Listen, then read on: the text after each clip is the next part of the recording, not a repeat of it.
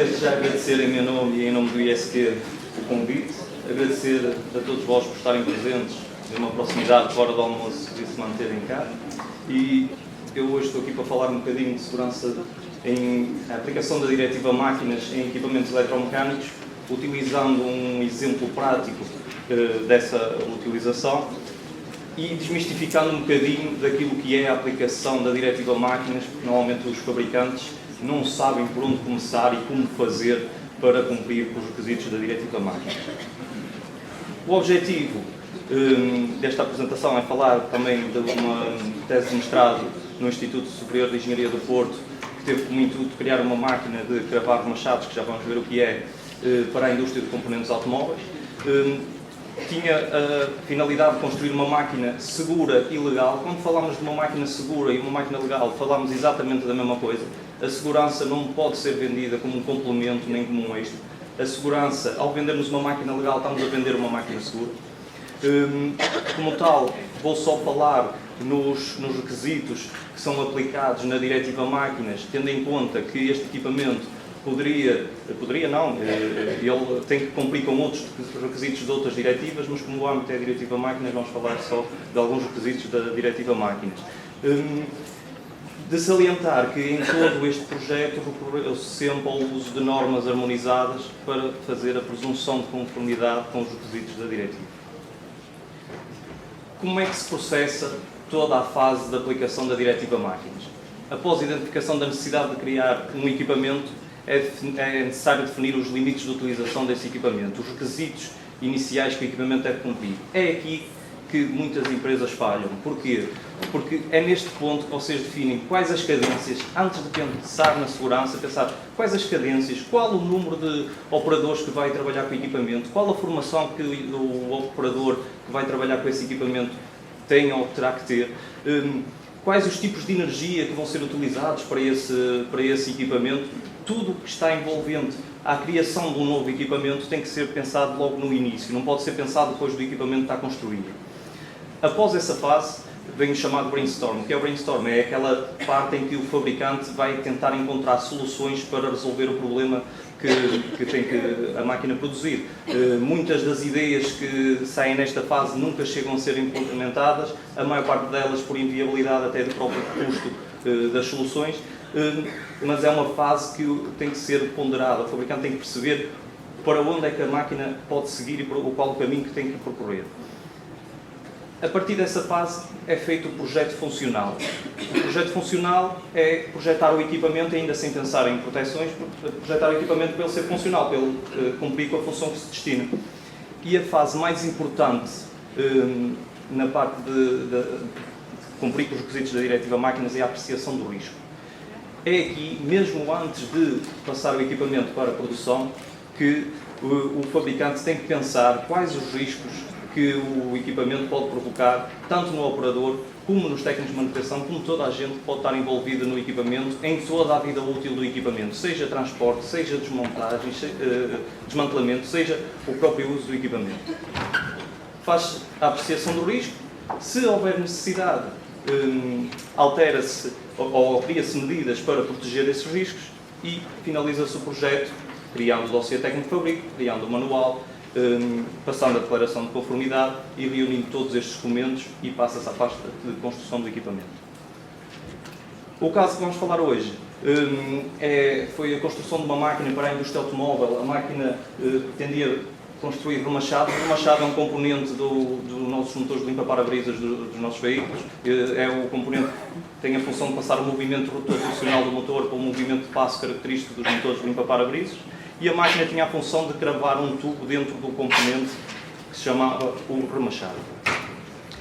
Foram definidos quais os requisitos iniciais desse equipamento, em termos de cadência necessária, em termos de número de operadores que seriam necessários para desempenhar a tarefa de alimentação e de processo com o equipamento, e foi pensado tudo o que seria relacionado com esse equipamento. Não me vou alongar, mas desde as dimensões para o local onde o equipamento iria ser inserido, tudo tem que ser pensado nesta fase.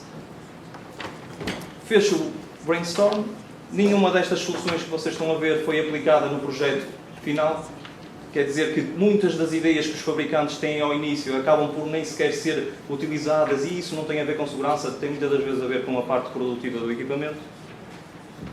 E na parte sim, que chegou à parte de construção, foi identificada quais as operações que eram necessárias para o equipamento fazer a parte de gravação. Essas operações foram traduzidas em postos e procedeu-se ao projeto funcional do equipamento.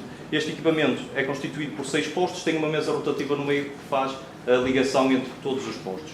Como é que este equipamento funciona? Basicamente, existe uma zona de alimentação de transmissões.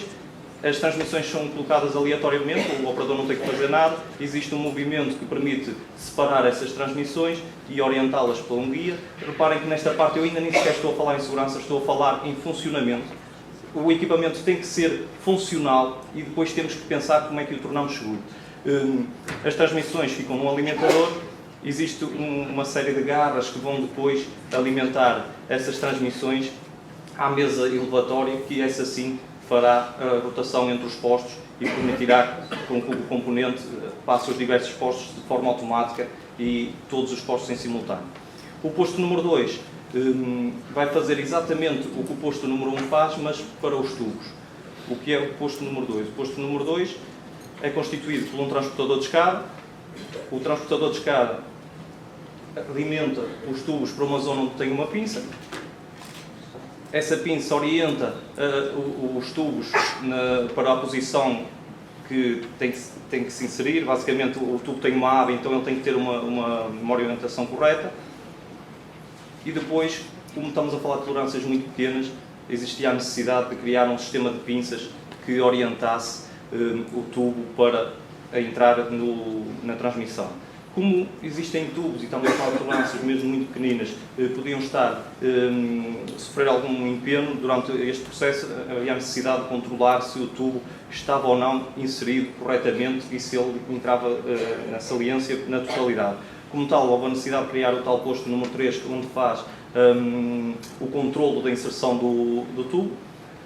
Basicamente, se o tubo não estiver inserido, existe um extrator que retira o tubo do interior. Se o tubo estiver bem inserido, basicamente é feito só o controle e passa para o posto seguinte. O posto seguinte é feito através da conformação a frio. Existe um sistema de garras que apoia a peça e depois uma máquina de formar a frio avança no sentido da peça e faz a chamada conformação a frio. Como estamos a falar numa máquina para a indústria automóvel, havia também a necessidade de misturar a parte do controle de qualidade. E foi criado um posto específico só para o controle de qualidade, que aplicava pressão e rotação para confirmar se o tubo realmente estava cravado ou se havia ali rotação.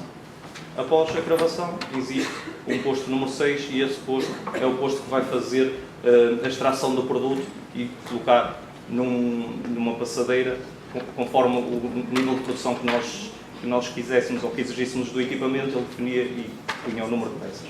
Até aqui temos o equipamento funcional. O que é que fazemos a seguir a termos o equipamento funcional? Apreciação de riscos. O que é a apreciação de riscos? A apreciação de riscos está dividida em duas fases. A fase de identificação de risco e a fase de avaliação de risco. Identificação de riscos é a fase em que vocês vão identificar em todo o equipamento quais são as situações perigosas que podem surgir devido ao uso indevido do equipamento. A avaliação de riscos é aquela fase em que vocês, através da avaliação da identificação do risco, vão ponderar e vão tentar perceber se esse risco tem que sofrer alguma medida de proteção ou se o risco é tão mínimo e não causa qualquer tipo de dano ao operador e uma informação complementar pode ser o suficiente. Para este projeto foram identificados vários riscos mecânicos, riscos elétricos, riscos a respeito dos princípios ergonómicos. Nos riscos mecânicos foi identificado, como vocês viram, havia um movimento de alimentação das transmissões. Falou-se muito na proteção intrínseca hoje. O que é a proteção intrínseca? A proteção intrínseca é quando nós, através do projeto, conseguimos eliminar o risco sem implementar uma medida de proteção. Por exemplo, nesta situação, optou-se pela proteção intrínseca, recorrendo à norma dos protetores e garantindo que o movimento que alimenta as transmissões tem uma força inferior à força que pode causar dano ao operador. Quer dizer que se o operador colocar os membros superiores nesta parte do equipamento, ele não sofrerá danos. Daí não haver a necessidade de colocar uma proteção nesta zona. Estaremos a falar deste ponto. Contudo, o equipamento tem inúmeros órgãos móveis e órgãos de transmissão, alguns dos quais podem causar dano ao operador. Desse modo é necessário proteger. Como neste exemplo, e como em muitos, estamos a falar de máquinas feitas à medida, não existem protetores definidos para estes tipos de equipamento. E a solução normalmente mais viável é criar proteções fixas ao redor do equipamento. Neste caso não havia problema, porque a parte da alimentação, vamos ver à frente, vai ser garantida de um modo seguro, então pôde-se criar proteções fixas na envolvente. Existem situações em que vocês têm a necessidade de criar protetores locais, fixos também, e aí devem ter mais cuidado a projetá-los, tendo em conta a distância que eles estão da zona de risco.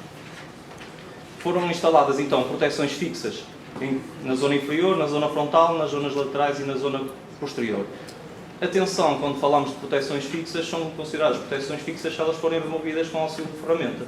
Tudo que seja proteções fixas com punhos ou com dispositivos que permitam um desaperto sem qualquer tipo de proteção de ferramenta, não é considerada uma proteção fixa. Havia a necessidade de alimentar o equipamento. Como é que procedemos à parte de cumprir com os requisitos legais para cumprir com o risco deste acesso? Existe uma norma, que é a 13.857, que é a norma das distâncias de segurança, que nos indica quais as aberturas e qual a distância a que o risco tem que estar consoante a abertura. Nós recorremos a esta norma e procedeu-se ao dimensionamento da abertura para a alimentação para cumprir com as distâncias de segurança, eliminando assim a possibilidade do operador conseguir chegar a elementos móveis. Como existia a necessidade de poder ter que intervir dentro do equipamento de forma rápida e eficaz, existiu a necessidade de instalar dispositivos de encravamento nas proteções móveis. Estes dispositivos servem para monitorizar se a porta realmente está fechada e, neste caso, ele efetua também o corte, o bloqueio da porta, permitindo só a abertura da porta após paragem de todos os elementos perigosos. Foram identificados também riscos elétricos. Não vou descrever estes riscos de forma geral, mas fiquem com a noção que uma das bíblias para os riscos elétricos é a norma EN 60204, é a norma que nos indica quais as medidas que devemos de implementar para eliminar riscos como os contactos diretos, os contactos indiretos, tudo o que é acessos à corrente elétrica, tudo o que é subintensidades, subtensões, é a norma que nos indica como devemos proceder para os proteger. O equipamento tem que ser seguro tanto na utilização como na manutenção. Para tornar o equipamento seguro nas operações de manutenção foram instalados dispositivos de corte geral, nomeadamente para cortar as fontes de energia elétrica e pneumática, que eram as fontes de energia deste equipamento. E, como medida complementar, foram instaladas duas paragens de emergência, tanto na zona frontal como na zona posterior, porque são as zonas que o operador tem que estar em permanência, são os postos de trabalho. É tão importante a aplicação das medidas de proteção como garantir que as medidas de proteção funcionem durante a vida útil do equipamento. E é aqui que muitos fabricantes falham. É necessário calcular a fiabilidade das funções de segurança. O que é a fiabilidade das funções de segurança? Basicamente, nós temos que garantir que durante a vida do equipamento não exista uma falha nos dispositivos que estão a fazer a proteção do equipamento que possa causar um dano ao operador. Para isso, existe a norma 13.849, em que tem uma avaliação de riscos própria, em que, consoante essa avaliação de riscos própria, determina um performance level que aquela função de segurança tem que cumprir. Por exemplo, ouve-se muitas vezes a dizer a minha máquina é performance level D. É mentira. Uma das funções da máquina pode ser performance level D. A máquina tem inúmeras funções de segurança. Eu, se quiser proteger o acesso a um elemento móvel e tenho um dispositivo de proteção numa porta, todo esse sistema input, lógico, output, é a minha função de segurança. E tem que ser calculada e dimensionada tendo em conta o risco que essa função está a proteger. Então, após feita a avaliação de riscos de acordo com esta norma, vocês têm que ver, consoante os componentes que compram e consoante as suas características e o tempo de paragem dos elementos que estamos a falar, se realmente o atingido, o performance level atingido na prática, se é igual ao requerido. Caso contrário, vocês terão que mudar a vossa estrutura. 5 minutos, gente. Obrigado. De respeito aos princípios ergonómicos, ainda é um mito, ainda muita gente fala e há poucas medidas para... há poucas medidas, não é um tema muito concreto, porque quando se fala de respeito aos princípios ergonómicos, fica tudo muito vago, a que altura é que tem que estar, a que posição é que tem que estar. Existem normas que nos permitem guiar para, por exemplo, a altura dos comandos, para a posição dos esforços que podemos cumprir, e devem sempre recorrer, sempre possível, a normas harmonizadas para se fazerem guiar para cumprir com esses requisitos. Em fase de conclusão, o que é que eu queria salientar aqui hoje?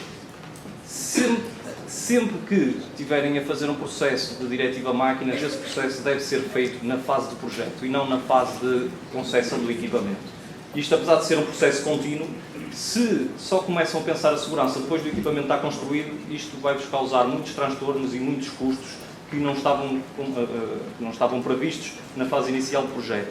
O que é que permite? Permite fazer com que apliquemos medidas intrínsecas, medidas que não vão recorrer a nenhum custo especial para proteger aquele risco, permite diminuir o tempo de fabrico, porque tudo que seja operações após o fabrico vai-vos aumentar o vosso tempo de fabrico do equipamento, garante muitas das vezes que a cadência e a produtividade que vocês precisam para o vosso equipamento é mantida, porque se vocês pensarem na segurança após a conclusão do projeto, após a conclusão do fabrico do equipamento, muitas das vezes criam proteções que interferem com a própria cadência do equipamento e diminuem a produtividade desse equipamento, e de forma geral, tendo em conta este caso, há casos que são diferentes, consegue manter os custos com a segurança na ordem dos 25%. Se fizerem a parte de segurança após a fase de projeto e de construção do equipamento, acreditem que este valor pode subir em escala e podemos chegar em situações em que temos 50% a 70% do custo do equipamento em dispositivo de proteção.